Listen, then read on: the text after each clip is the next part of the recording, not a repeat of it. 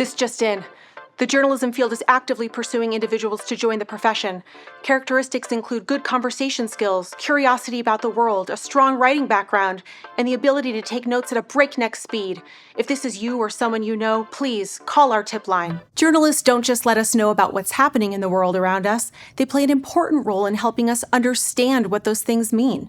And in doing so, they help us make sure society is informed and engaged, and that people, businesses, and even whole governments stay honest and accountable. So if that all sounds like an exciting use of your skills and your iPhone Notes app, then stay tuned. Hi, I'm Jessica Pucci, Senior Associate Dean at the Walter Cronkite School of Journalism and Mass Communication at ASU, and here's how to become a journalist.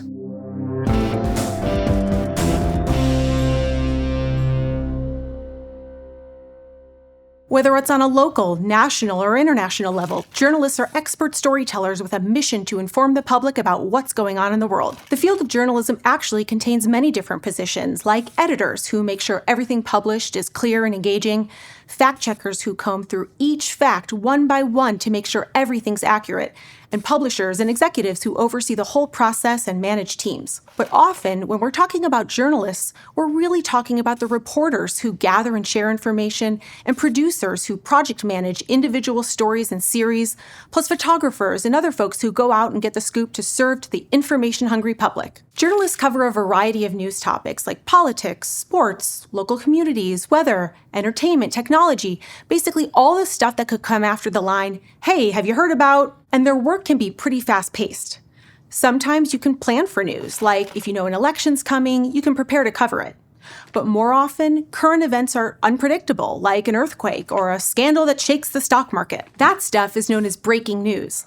This means that folks working in news journalism have to be flexible, quick thinking, and have a keen sense of the most important parts of a story for the public to know now. Other journalists work as investigative journalists. They spend months, even years, investigating high-impact stories that might otherwise never have seen the light of day. Investigative journalists use data analysis and interviews to find out the stuff people, companies, and politicians don't want others to know, like when Megan Twohey and Jodi Kantor laid out all the sexual misconduct allegations against Hollywood producer Harvey Weinstein, or Patrick Radden Keefe's reporting on Purdue Pharma and the Sackler family's role in the opioid crisis. Many journalists do a bit of both while covering daily news stories that matter to their communities. Finally, there are journalists who use their word count to say exactly what they think, backed up by accurate facts, of course.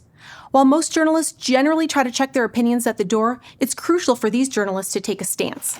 These are the folks who pen the editorials and op-eds you see in newspapers and magazines, as well as restaurant, film, and book reviews. Some journalists cover a little bit of everything, but others specialize in a specific subject known as a beat.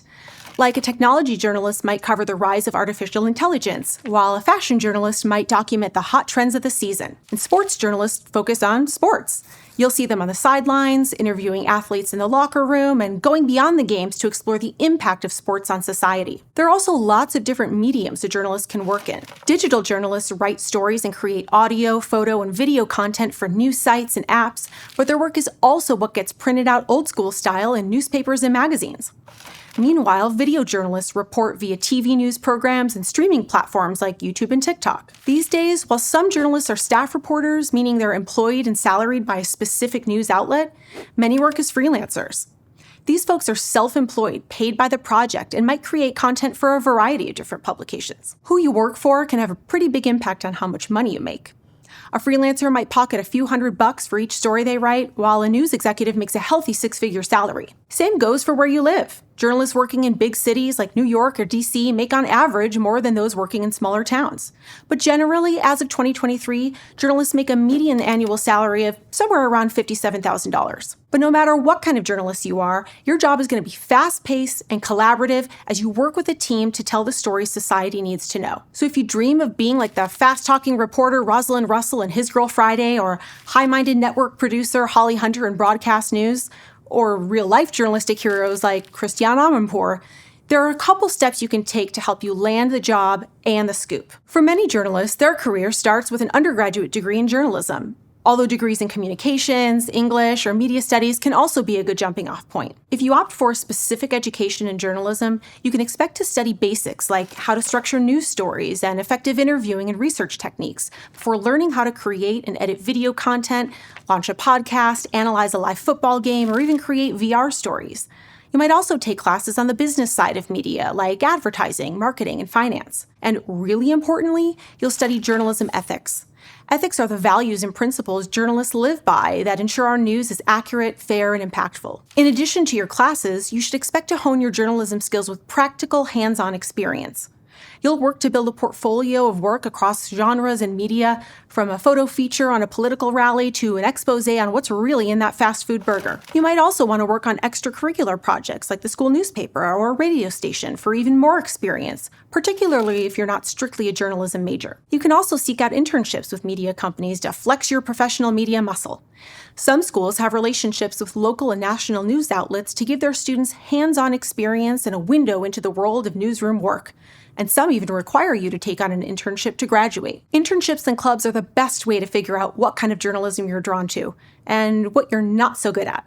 Way back when I was in college, I did a radio internship that I was not very good at. But I loved being the food editor of my college paper and my internship at a fashion magazine. That led to my first job in popular magazines, and the rest is history. But although a lot of employers prefer you to have an undergraduate degree, here's the secret. There's never been a better time to be what's called a citizen journalist, a creator who takes news reporting into their own hands. Thanks to social media sites like YouTube and TikTok or blogging platforms like Substack, it's simple and accessible to give your voice and story a platform. In fact, these kinds of journalism are shifting the whole industry. More and more people are getting their news from social media, and many of the biggest TikTok news vloggers get the scoop out without a background in traditional journalism because they have a unique perspective. There are pluses and minuses to this trend. On one hand, it can actually increase disinformation as the public consumes news reported by journalists who haven't undergone rigorous ethical training.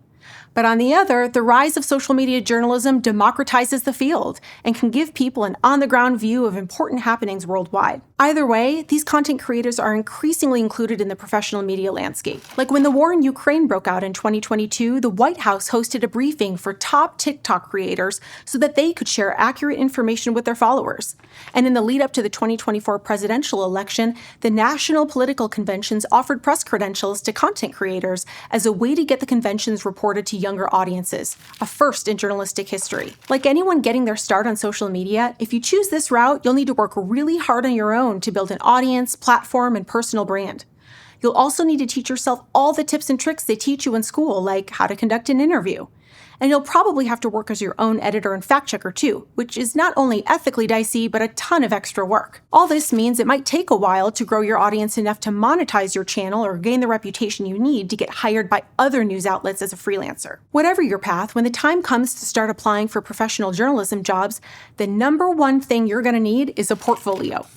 This includes your resume, bio, contact information, and most importantly, samples of the stories you've written, reels of your broadcasts, or podcasts you've produced, known as clips in the biz. Employers want to see what kind of work they can expect from you, and your portfolio is how you can show them your ace reporting skills at work. With that portfolio under your arm, or linked on your professional website or Insta bio, it's time to get applying.